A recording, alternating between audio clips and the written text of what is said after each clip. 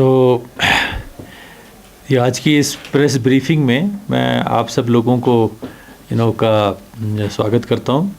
ये हमारा जो एक रेगुलर प्रेस ब्रीफिंग रहता है, जो हमारे जितने भी गवर्नमेंट के सेक्रेटरीज़ हैं, जो अलग अलग डिपार्टमेंट्स जो हैं जो देख रहे हैं, उनका एक रोस्टर जो है वो हमने बनाया हुआ है, ताकि टाइम टाइम पे आपको ये इन्फॉर्मेशन जो है दी जाए कि क्या डेवलपमेंट एक्टिविटीज़ जो हैं वो हो रही हैं उनके डिपार्टमेंट्स में, यूटी लद्दाख में। और अगर आपकी कोई भी जो प्रश्न हो, कोई भी आपका कोई आजकल जो भी आपके अगर कोई इशू आपके दिमाग में हो तो उसकी क्लैरिफिकेशन देने, तो मैं बहैसियत as an adviser and as a chief secretary of the UT of Ladakh सारे डिपार्टमेंट्स के बारे में भी अगर आपको कुछ पूछना होगा तो मैं उसके बारे में भी आपको कुछ जानकारी दे सकता हूं। और जहां तक हमारा इस वक्त जो पिछले 2-3 महीनों से, क्या पिछले 2 साल से हम कोशिश जो में लगे हुए हैं कि जो हमारे रिक्रूटमेंट है या जो जॉब है, एम्प्लॉयमेंट है, वो यहाँ पे जो है मिलनी चाहिए गवर्नमेंट सेक्टर में भी और जनरल बाहर भी, इकोनॉमिक में बाहर, टूरिज़्म सेक्टर या दूसरे सेक्टर्स में भी। तो जो गवर्नमेंट सेक्टर्स में आपको पता ही कि हमारे यहाँ पे हम पोस्ट को 3 टाइप में बांटते हैं। एक डिस्ट्रिक्ट लेवल की पोस्ट है जो हमारे डिसेंट्रलाइजेशन एक्ट में है कि जो सिर्फ डिस्ट्रिक्ट के लोग ही उसमें अप्लाई कर सकते हैं। मान लीजिए अगर करगिल में जो डिस्ट्रिक्ट कार्डर की पोस्ट हैं तो वहाँ पे सिर्फ करगिल डिस्ट्रिक्ट के लोग ही उन पोस्ट के अगेंस्ट अप्लाई कर सकते हैं। उसी तरह जो लेह में है, लेह की पोस्ट हैं जिनको हम डिस्ट्रिक्ट लेवल पोस्ट कहते हैं, तो उसके अगेंस्ट जो है वो लेह में रहने वाला बाशिंदा जो रेजिडेंट है यहाँ का, वही जो है अप्लाई कर सकता है। तो ये मैंने आपको पहले भी बताया था कि हमने ये लगभग कोई 1200 के करीब पोस्ट जो हैं वो डिस्ट्रिक्ट जो हमारे रिक्रूटमेंट बोर्ड्स हैं उनको भेजी थी। उन्होंने इसकी एडवर्टाइजमेंट करके सिलेक्शन कंप्लीट कर ली और काफ़ी जो है मतलब 1200 में से लगभग जो रिसेंट फिगर्स है लगभग 500-600 के करीब जो है उन्होंने उनके लिस्ट पे निकाल लिए हैं। लोग आहिस्ता आहिस्ता ज्वाइन कर रहे हैं। इसके अलावा जो दूसरे जो इससे जो ऊपर वाली लेवल है या सेम लेवल होता है, लेकिन उसमें क्या है कि जो जिसे हम यूटी लेवल पोस्ट कहते हैं, यानी कि डिविजनल कार्डर की पोस्ट है। डिस्ट्रिक्ट कार्डर की पोस्ट को डिस्ट्रिक्ट में ही रहना है, लेकिन जो डिविजनल कार्डर की पोस्ट है वो डिस्ट्रिक्ट इंटर डिस्ट्रिक्ट जा सकती है, ट्रांसफ़र हो सकती है।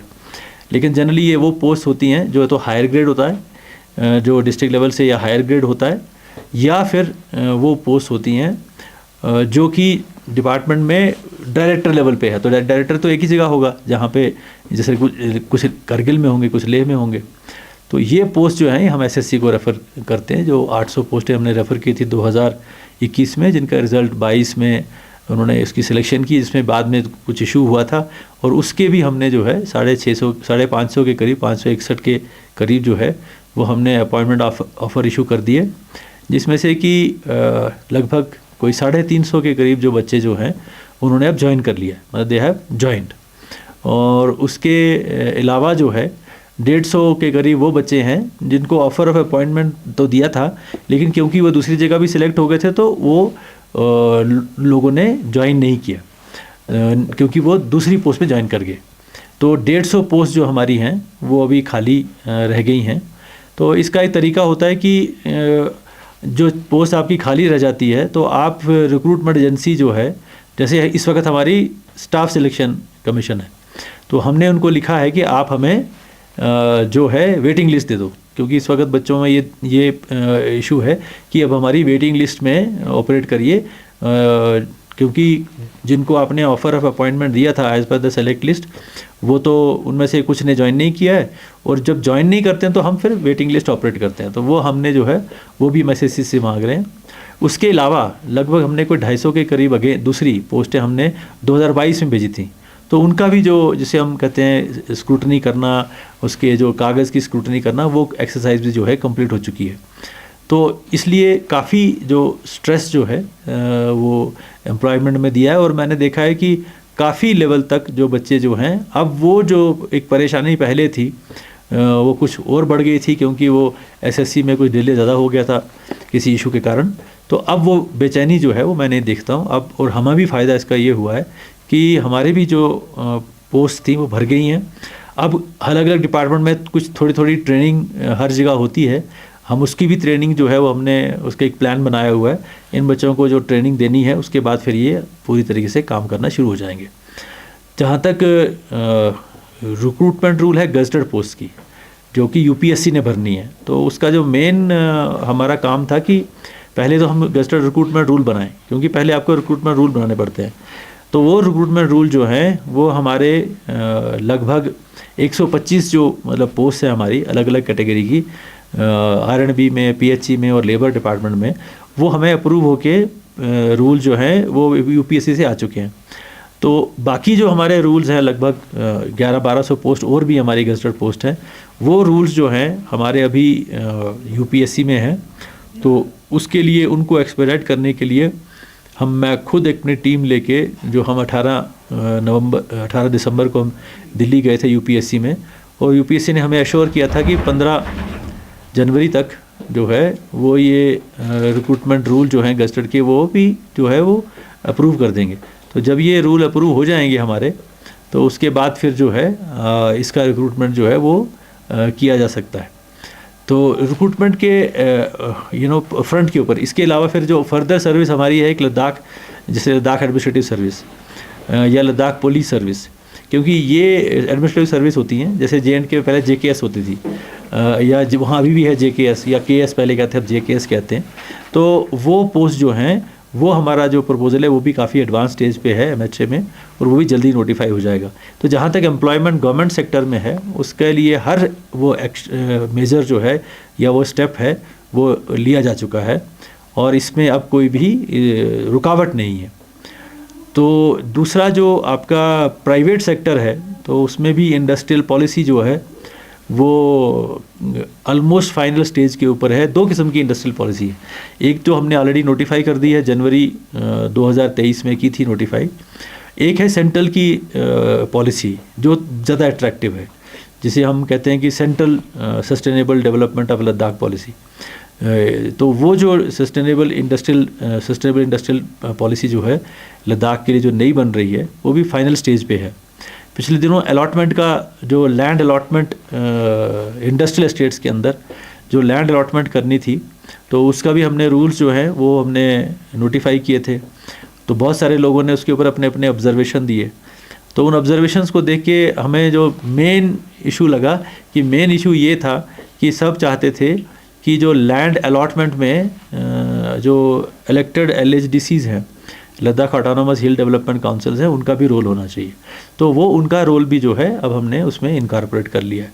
तो आज की डेट में चाहे वो लैंड इंडस्ट्रियल लैंड हो या कोई और भी लैंड हो, उसमें LHDC जो है वो उनका उसमें रोल जो है, इम्पॉर्टेंट रोल जो है, उन्हीं का डिसाइड करने का रोल जो है वो हमने उसमें प्रपोज़ किया है। तो वो भी एक खदशा था कि शायद किसी ऐसे में किसी और को ना अलॉट हो जाए। दूसरा हमने इसमें एक प्रोटेक्शन का ये भी रखा था कि जो सर्विस सेक्टर है हमारा, यानी कि होटल इंडस्ट्री है, ट्रांसपोर्ट सेक्टर है, और दूसरा जो टूरिज़्म से रिलेटेड जिसे हम सर्विस सेक्टर कहते हैं, दुकानदारी है, इस तरह के जो बिज़नेस है, इसमें हम इसमें जो पॉलिसी इंसेंटिव जो है वो हम लोकल लोग जो है उसमें ज़्यादा आएँ, इस तरह की पॉलिसी का जो हमने इसमें प्रोविज़न रखा हुआ है, ताकि लोगों को ऐसा ना लगे कि कोई बाहर का वाला जो है वो कंपटीशन में आएगा और हमारा जो ये एक नीश है, जो हमारा एक फोटे है टूरिज़्म का, उस पर कोई फ़र्क पड़ेगा। क्योंकि जाहिर सी बात है कि बड़ी बड़ी चेन्स हैं, उनके पास ज़्यादा कैपिटल होता है, ज़्यादा एक्सपर्टीज़ भी होती है, ज़्यादा लिंक्स भी होते हैं। तो वो जो एक अप्रीहेंशन था यहाँ पे, तो वो भी हमने उसमें एड्रेस करने का जो है प्रोविज़न जो है उसमें रखा हुआ है कि ऐसा कोई भी जब इंडस्ट्रियल पॉलिसी जब आएगी तो हमारी तरफ से जो सर्विस सेक्टर है वो लोकल लोग जो हैं वही उसमें जो है वो रहें। हाँ, मैन्युफैक्चरिंग भी यहाँ हमने बड़ा लिमिटेड रखा है, क्योंकि ये कार्बन न्यूट्रल डेवलपमेंट वाली स्टेट है, इकोलॉजिकली फ्रेजाइल एरिया है। तो और प्रधानमंत्री जी का ये कहना है कि इसको हमें ऐसे तरीके से डेवलप करना चाहिए, यहाँ वो एक्टिविटी होनी चाहिए, थिंकिंग ये है जो कि एनवायरमेंटल फ्रेंडली हो। तो कोई ऐसा मैन्युफैक्चर नहीं होना चाहिए जो यहाँ पे एनवायरनमेंट को नुकसान पहुँचाए। तो ये इसकी सेंसिटिविटी को ध्यान में रखते हुए हमारी इंडस्ट्रियल पॉलिसी में वो सारी एक्टिविटीज़ जो कि पोल्यूशन कर सकती हैं वो हमने उसमें नहीं रखी हैं, और हमने उनको एनकरेज किया है कि जो एनवायरनमेंट फ्रेंडली जो है वो इंडस्ट्री जो है वो आए, जैसे कि एग्रो बेस्ड इंडस्ट्री होती है, फूड आइटम्स की, प्रोसेस्ड फूड्स की इंडस्ट्री होती है। हमारे यहाँ बहुत सारा एप्रिकॉट है, उसके ऑयल है, या एप्रिकॉट, ड्राई एप्रिकॉट, या फ्रेश फ्रूट्स या फ्लावर्स। तो इस तरह की जो हमारे यहाँ की प्रोडक्शन से भी जो यहाँ की प्रोडक्शन जो है उसका यूज़ करें, और ये यहाँ का हैंडीक्राफ्ट्स है वो उसको प्रमोट करें। हमारे यहाँ बहुत सारे हैंडीक्राफ्ट्स हैं, जैसे हम वुड वर्क यहाँ पे करते हैं, यहाँ पे हम स्कल्पचर बनाते हैं, यहाँ पे हम कॉपर का काम करते हैं। तो ये यहाँ के ट्रेडिशनल हैं, या हैंडलूम सेक्टर है जो अपना जो वीविंग स्पिनिंग करके जो अपना शॉल बनाते हैं, अपने जो निटिंग करते हैं, वो चीज़ें जो हैं वो प्रमोट हों, ताकि जो लोगों को स्किल जो है, जो घर में बैठ के जो लोग अपना काम करते हैं, उसको हम ब्रांडिंग करें, उसका प्रमोशन करें। इसके लिए आपको पता होगा कि हमने लद्दाख HLG साहब की पर्सनल जो है इंटरवेंशन से हमने बाबा खड़क सिंह मार्ग के ऊपर हमारा एक बहुत बड़ा शोरूम हमने बनाया हुआ है। अब हम चाहते हैं कि उस शोरूम में इतना ज़्यादा उसको हम अच्छे तरीके से चलाएं कि सारी दुनिया को जो है हमारे प्रोडक्ट्स जो हैं वो दिखाई दें, वो उनसे वाकिफ़ हों, वहाँ से ख़रीदें भी, या उनसे वाकिफ़ तो हों ताकि वो यहाँ आके लोगों से ख़रीदें। तो इस तरह की इंडस्ट्री ही यहाँ आएगी, मैं आपको ये बताना चाहता हूँ, क्योंकि यहाँ पे मैन्युफैक्चरिंग का कोई स्कोप है भी नहीं। क्योंकि मैन्युफैक्चरिंग में आपको पहले रॉ मटेरियल चाहिए, फिर आपको बहुत सारी पावर चाहिए, फिर पावर के बाद जो आप चीज़ बनाते हैं उसको बेचना है। तो क्योंकि हम देश के बिल्कुल एक कोने पे हैं, तो ट्रांसपोर्टेशन कॉस्ट इतनी ज़्यादा हो जाती है कि कोई भी मैन्युफैक्चरिंग यहाँ पे कामयाब नहीं हो सकती, जो कि वो प्लेन्स में कामयाब हो सकती है, जो महाराष्ट्र में कामयाब हो सकती है, पंजाब में कामयाब हो सकती है। तो जनरली फार फ्लंग एरियाज़ में मैन्युफैक्चरिंग बहुत रिस्ट्रिक्टेड ही होती है वैसे भी। तो यहाँ तो हमने वैसे भी ये सोच के रखा है कि यहाँ पे हम इस तरह की पोल्यूटिंग इंडस्ट्री जो है उसको हम बिल्कुल यहाँ नहीं रखेंगे, वो नेगेटिव में है।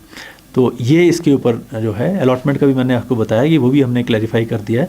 तो एक ऐसा जंप अब आएगा, क्योंकि अट्रैक्टिव बहुत सारी है वो पॉलिसी, सेंट्रल गवर्नमेंट की पॉलिसी। और जो हमें आया था लोगों से ये आया था कि जॉइंट वेंचर होने चाहिए, कुछ जिस तरह कंप्यूटर इंडस्ट्री में कुछ उन्होंने कहा था कि ये चीज़ें होनी चाहिए, सोलर पैनल जो हम बनाने चाहते हैं उस तरह की इंडस्ट्री आए। तो वो सारी जो है हमने प्रायोरिटी सेक्टर में इंडस्ट्री में रखी हैं, जो हमें ऑब्जर्वेशंस आई थी, जो पब्लिक से, स्टेक होल्डर से हमें आई थी। तो वो सारा, ताकि सबसे बड़ी बात है कि हम बहुत कॉन्शियस हैं एज ए यूटी कि यहाँ पे कोई भी ऐसी एक्टिविटी नहीं होनी चाहिए जो यहाँ के एनवायरनमेंट को थोड़ा सा भी नुकसान जो है वो कर सके। तो एनवायरमेंटली बहुत कॉन्शियस अप्रोच है हमारी कि हम कोई भी ऐसा काम ना करें जिससे कि कोई भी एनवायरनमेंट के ऊपर नेगेटिव इम्पैक्ट पड़े। इसलिए हम जो इनोवेटिव टूरिज़्म को प्रमोट कर रहे हैं, न्यू लद्दाख जो हमारी होम स्टे पॉलिसी है, जिसमें हमने टारगेट रखा कि 10,000 हम घरों में होम स्टे बनाएंगे। उसमें भी हमने 2 कैटेगरी बनाई है कि जो हमारी वाइल्ड लाइफ सेंचुरी है उसके अंदर वाइल्ड लाइफ डिपार्टमेंट करेगा, क्योंकि अगर वहाँ टूरिज़्म करेगा तो वाइल्ड लाइफ और उनका कॉन्फ्लिक्ट होगा, वहाँ लोग सफ़र करेंगे। तो जो नॉन वाइल्ड लाइफ एरिया है, वाइल्ड लाइफ एरिया उसको हम प्रोटेक्टेड एरिया कहते हैं। हमारे यहाँ पे 3 बड़े बड़े प्रोटेक्टेड एरियाज़ हैं बिसाइड कंजर्वेशन एरियाज। उनमें से एक काराकोरम वाइल्ड लाइफ सेंचुरी जो नुब्रा का एरिया है, चांगथांग वाइल्ड लाइफ सेंचुरी जो चांगथांग का एरिया है, Hemis national high altitude national park है जो यहाँ से लेके ओशुन शादी जांस्कर तक जो इलाका जाता है। तो ये 3 तो बड़ी बड़ी हमारे यहाँ पे प्रोटेक्टेड एरिया हैं, बड़ी बड़ी वाइल्ड लाइफ सेंचुरी पार्क है। उसके अलावा कंजर्वेशन एरिया जैसे सोमोरिरी है वो कंजर्वेशन एरिया है, और ऐसे 5 और कंजर्वेशन एरियाज़ हैं। मोस्टली सारे ही ये लद्दाख के जितने भी कंजर्वेशन एरियाज़ हैं लेह में आते हैं, लेह डिस्ट्रिक्ट में आते हैं। तो इसलिए हम बहुत सेंसिटिव हैं कि ये जो यहाँ पे जानवर या कुदरत की जो वाइल्ड लाइफ रहती है वो बिल्कुल भी को प्रभावित ना हो, क्योंकि वाइल्ड लाइफ टूरिज़्म यहाँ का सबसे इम्पॉर्टेंट और सस्टेनेबल टूरिज़्म है। यहाँ पे लद्दाख में अगर कोई टूरिज़्म आने वाले 100 साल तक चलेगा वो है आपका wild life tourism, adventure tourism. और ये तभी तक रह सकता है जब हमारी जो वाइल्ड लाइफ है वो प्रोटेक्टेड होगी। जैसे आपने कभी देखा होगा, और वो हाई एंड है, मतलब वहाँ वो लोग आते हैं वो ज़्यादा पैसा खर्चते हैं। जैसे यूरोपियंस आते हैं, बाहर के लोग आते हैं, बाहर से फॉरेनर्स आते हैं, यूरोपियन को छोड़ के दूसरे फॉरेनर्स भी आते हैं। वो इतने क्रेज़ी होते हैं, इतने इंटरेस्ट होता है उनको कि वो लाइव स्नो लेपर्ड देखना चाहते हैं, वो लाइव चिरू देखना चाहते हैं, वो लाइव आइबेक्स देखना चाहते हैं। तो वो उनको जहाँ भी पता लगता है कि यहाँ पे अब आजकल स्नो लेपर्ड ने कोई किल किया है, क्योंकि किल के आगे जहाँ वो एनिमल हंट करता है, अगर वो किसी शीप को शिकार करता है तो वो स्नो लेपर्ड वहीं 4-5 दिन उसके आगे पीछे घूमता रहता है जब तक उसको खा ले। तो फटाफट एकदम आग की तरह बात फैलती है और सारे जो फॉरेनर्स हैं वो दौड़ के उस जगह पे जाते हैं, फिर वहाँ रहते हैं, वहाँ से इकोनॉमी हमारी इंप्रूव होती है। बड़ी देर तक वेट करते हैं कि कोई जानवर की साइटिंग हो, इसलिए उनका स्टे भी बड़ा लंबा होता है, कोई 10 दिन रहता है, कोई 20 दिन रहता है, क्योंकि जंगल में जानवर, वाइल्ड लाइफ ऐसी चीज़ है नहीं कि आप जाएंगे तो 100% दिखेगी, आपको तो लगेगा यहाँ कुछ नहीं है, लेकिन जब आप वेट करेंगे तो वो जो टाइम है उनका यहाँ स्टे पीरियड जो है बड़ा लंबा होता है। तो इसलिए हमारा जो सस्टेनेबल टूरिज़्म है वो यही है, हमारा वाइल्ड लाइफ टूरिज़्म सस्टेनेबल है, हमारा जो रिलीजियस, जो हमारी श्राइन्स हैं, जो हमारी मोनेस्ट्रीज़ हैं, जो हमारा कल्चर है, जो हमारी हेरिटेज है, वो सस्टेनेबल है, बिकॉज़ ये कहीं और नहीं है। अच्छे अच्छे होटल तो कहीं भी बन सकते हैं, कुदरत की सीनरी तो बहुत सारी जगह होती है, लेकिन लोग इसलिए नहीं आते हैं कि सीनरी अच्छी है, लोग इसलिए भी आते हैं कि वहाँ के लोग कैसे हैं, वहाँ कल्चर क्या है, वहाँ और क्या देखने को हमें मिलेगा। तो बहुत सारी लोगों की, जिस तरह कुछ लोग तो मेडिटेशन टूरिज़्म कहेंगे, हम जिसे स्पिरिचुअल टूरिज़्म कहेंगे, तो ये टूरिज़्म जो है हमारे, जिस पे हम कंसंट्रेट करना चाहते हैं। तो हमारी, इसलिए हमारी लेक्स भी प्रोटेक्ट होनी चाहिए, हमारा वाइल्ड लाइफ भी प्रोटेक्ट होना चाहिए। तो ये हमारा पूरा जो है, जो इसके एनवायरनमेंट से, इसके इकोलॉजी से जो है, और ये लंबा चलेगा, ये डिकेड्स टू डिकेड्स और सेंचुरी टू सेंचुरी चलेगा। हमारे बुज़ुर्गों ने हमें ये दिया वाइल्ड लाइफ, हमारे बुज़ुर्गों ने ये ज़मीन हमें दी, ये स्वच्छ एनवायरनमेंट दिया, हमें अपने बच्चों को आगे ये स्वच्छ एनवायरनमेंट जो है वो देना है। तो ये ओवरऑल जो हमारी जो है इंडस्ट्रियल जो टूरिज़्म को प्रमोट कर रहे हैं, सड़कों का तो बहुत सारी सड़कें बन रही हैं, बहुत सारी हमने अप्रूवल दिए हैं, ब्रिजेस बन रहे हैं, हम कनेक्टिविटी बहुत इम्प्रूव कर रहे हैं। तो ये सारा डेवलपमेंट के काम जो है हमारे यहाँ पे चल रहे हैं। तो लद्दाख जो है, it is on a path of A plan development, resources की एलोकेशन हमारे पास एडिक्वेट है। तो आने वाले टाइम में हम लद्दाख को एक ऐसा एनवायरमेंटली जो सस्टेनेबल हो वैसा डेवलपमेंट यहाँ करेंगे, ताकि ये यहाँ की जो लोगों की एस्पिरेशंस है वो भी उसके साथ ही मैच करता हो। और दूसरी बात ये है कि जो लोग बाहर से आएँ वो भी यहाँ इसकी जो यूनिक, जो इसकी जो ब्यूटी है उसको देखने के लिए, या इसका यूनिक जो कल्चर है वो यहाँ देखने के लिए आए।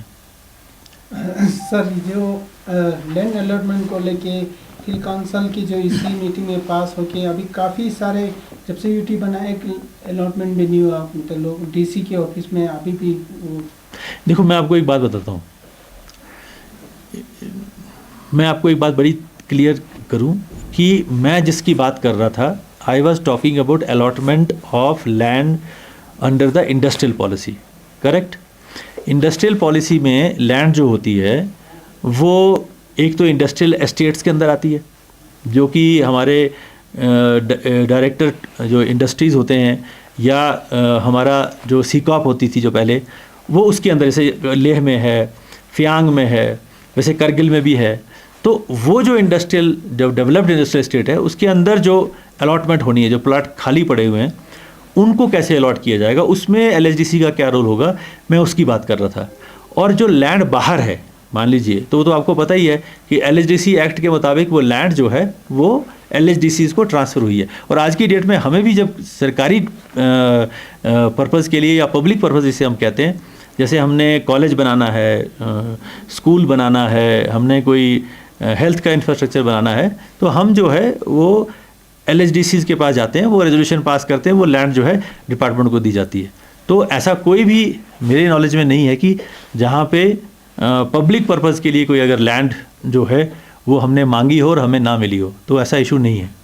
सर, जो इंडिविजुअल की बात कर रहे हैं, जैसे किसी ने जो इंतकाल वगैरह करना होगा, वो पेपर की बात कर रहा हूँ सर, इंडस्ट्रियल की नहीं, जो डीसी ऑफिस में काउंसिल की इसी मीटिंग से पास होकर डीसी ऑफिस में पूरा नहीं, वो आप मुझे, अगर आप केस मुझे बताएं कि क्या है तब मैं बता सकता हूँ। जनरली क्या होता है कि लैंड जो है वो हमेशा दी जाती है, इसको गवर्नमेंट पर्पज़ के लिए दी जाती है। जैसे अगर आपने कोई गवर्नमेंट का इंफ्रास्ट्रक्चर बनाना है, सर आपने सड़क बनानी है, जैसा आपने कोई पोल बनाना है, अपने कोई डिस्पेंसरी बनानी है, हेल्थ एंड वेलनेस सेंटर बनाना है, कोई भी चीज़, स्कूल बनाना है, आंगनबाड़ी सेंटर बनाना है, डायरेक्टरेट का दफ्तर बनाना है, या कोई भी इंस्टीट्यूट बनाना है, तो उसके लिए लैंड जो है वो हम जाते हैं ऐसे एलएचडीसी के पास, और वहाँ से जो है उनको हमें उसमें कोई दिक्कत अभी तक मेरी नॉलेज में तो ऐसा कोई दिक्कत नहीं है, और वो बड़ा स्मूथली हो जाता है। और सेकेंड है सर, जो रिक्रूटमेंट रूल नहीं बनने के कारण जिन बच्चों का ओवर एज हो गया वो उनसे अभी तक वंचित है, तो उनके लिए क्या फ्यूचर में रिलैक्सेशन वगैरह रहेगा, जिनका समय रिलैक्सेशन का पावर एचएलजी के पास है, जितना उनके पास पावर है। ऐसा कोई जो केस आता है हमारे पास, जो भी हमारे पास नोटिस में आया है, चाहे वो क्वालिफिकेशन का रिलैक्सेशन हो, चाहे वो मार्क्स कहीं ज़्यादा कहीं हमने हाई स्टैंडर्ड रख दिया, क्योंकि नेशनल लेवल पे स्टैंडर्ड थोड़ा सा हाई होता है। यहाँ पे लोग कहते हैं कि हम उस स्टैंडर्ड के मुताबिक सारे नहीं हैं, तो वो कई बार रिलैक्सेशन करते हैं। और जो एज का रिलैक्सेशन है वो भी HLG साहब के पास, हमारे पास पावर होती है, तो वो भी जहाँ भी हम समझते हैं कि जहाँ ज़रूरत है तो वहाँ किया जा सकता है, उसमें कोई इशू नहीं। और सर जो यूटी लद्दाख में काफ़ी ऑफिसर डिस्ट्रिक्ट लेवल हो चाहे यूटी लेवल, एक एक ऑफिसर 3-4 जो पोर्टफोलियो लेके रखा है, तो इसकी वजह से पब्लिक को भी परेशानी होती है। इसके लिए यूटी लद्दाख में कितना पोस्ट सेंक्शन है और कितना अभी तक आया है? ये बिल्कुल सही है। ये तो मतलब आपका बिल्कुल कहना सही है, क्योंकि यहाँ पे रिक्रूटमेंट नहीं हुई थी ना आफ्टर यूटी बनने के बाद, और पहले भी जो रिक्रूटमेंट होती थी तो लद्दाख में आने के लिए लोग कम राज़ी होते हैं, आपको तो ये तो पहले से ही पता था। लेकिन अब सिचुएशन, अब हमारी अब रिक्रूटमेंट जो हुई है 1200 लोग जो हम डिस्ट्रिक्ट लेवल पे भर रहे हैं, और जो लगभग अब कोई 1000 के करीब जो हमारी यूटी लेवल भर जाएगी आने वाले 4-5 महीने में, क्योंकि ये 800 वैकेंसी पहले गई थी जो 21 में गई थी, उसके बाद लगभग मैंने कहा ना कि लगभग 225 के करीब 21 में भी गई थी, वो भी रेडी है अब सारा। तो ये 1000 के करीब ये भरेंगी, 2000-3000 ये लोग हो गए। गस्टेड की भी हमारे पास रिक्रूटमेंट की कम से कम कोई 1500 के लगभग कोई 2000 के करीब गस्टेड अफसर आ जाएंगे। आपने ठीक कहा, जैसे मेडिकल ऑफिसर हमारे पास 175 सेंक्शनड हैं, मगर 77 जो हैं उतने ही रेगुलर हैं, 100 के करीब खाली हैं। तो जैसे ही अब ये रिक्रूटमेंट होगी तो ये भर जाएगा। आने वाले आप देखोगे 6 महीने के अंदर एटलीस्ट डिस्ट्रिक्ट लेवल के ऊपर और यूटी लेवल के ऊपर जो पोस्ट हैं, जिसको हम डिस्ट्रिक्ट कार्डर पोस्ट कहते हैं या डिविजनल कार्डर पोस्ट कहते हैं, आप देखोगे कि वहाँ कोई भी डबल चार्ज का इशू नहीं आएगा। डबल चार्ज का इशू आता है डायरेक्टर लेवल के ऊपर, क्योंकि डिपार्टमेंट ज़्यादा है और हमारे सेंक्शन डायरेक्टरेट कम है, तो इसलिए कुछ डायरेक्टर सेंक्शन नहीं है। जैसे हमारा हैंडलूम का फुल फ्लेजेड डायरेक्टर नहीं है, राइट। इस तरह बहुत सारे, क्योंकि जो जितने डायरेक्टरेट्स, मान लीजिए अगर 40 डायरेक्टरेट होते हैं जनरली एक स्टेट के अंदर, हमारे यहाँ पे उतने डायरेक्टरेट नहीं है। हमारे यहाँ पे मान लीजिए 7-8 डायरेक्टर ही हैं, तो वो सारा जो जिम्मा है नेचुरली फिर कम लोगों में पड़ता है। जैसे अगर आपने देखा तो गवर्नमेंट के 37 डिपार्टमेंट होते हैं, लेकिन हमारे पास सेंक्शन जो सेक्रेटरीज़ की पोस्ट हैं वो 5 हैं। मतलब एडवाइज़र को मिला लीजिए, 2 कमिश्नर सेक्रेटरी हैं, 2 सेक्रेटरी हैं, 2 डीसी हैं, 1 एडिशनल डीसी है, तो 10 पोस्ट हमारे IAS की सेंक्शन है। उसी तरह हमारा LAS जब आएगा, लद्दाख एडमिनिस्ट्रेटिव सर्विस आएगा, तो कुछ पोस्ट उसमें भी आएंगी। तो जब तक ना ये सारा भर जाएगा तब तक ये हमें डिपार्टमेंट चलाने के लिए एक आदमी को 2-2, 3-3 डिपार्टमेंट की जिम्मेदारी देनी पड़ती है। इसलिए, लेकिन उसमें भी ये कोई, इसके लिए कोई डिफेंस नहीं है कि हमें मतलब उसमें कोई डिलीवरी में फ़र्क पड़े। डिलीवरी में किसी में फ़र्क नहीं पड़ना चाहिए, और इसीलिए हर सर्विस का एक हमारा पब्लिक सर्विस गारंटी एक्ट में लिखा हुआ है कि ये वाली, अगर आपको कोई इंतकाल की कॉपी चाहिए इतने डेट में मिलेगी, आपको कोई ये वाला डॉक्यूमेंट चाहिए इतने डेट में मिलेगा। तो पब्लिक सर्विस गारंटी एक्ट जो है वो यहाँ लागू है, और उसके ऊपर पूरा डिटेल्स दी हुई हैं। और किसी आदमी को अगर थोड़ा सा भी डिले होता है, वो फट हमारा CC ग्राम्स हमारी जो होती है उसमें एप्लीकेशन आ जाता है, उसका कंप्लेंट आ जाता है। तो डिलीवरी ऑफ सर्विस इफेक्ट ना हो। हाँ, एक आदमी के पास 2 या 3 होना ही यहाँ होगा, जब तक ना हम कि हर डिपार्टमेंट का एक इंडिपेंडेंट डायरेक्टरेट ना खोलेंगे। जी, thank you very much, thank you.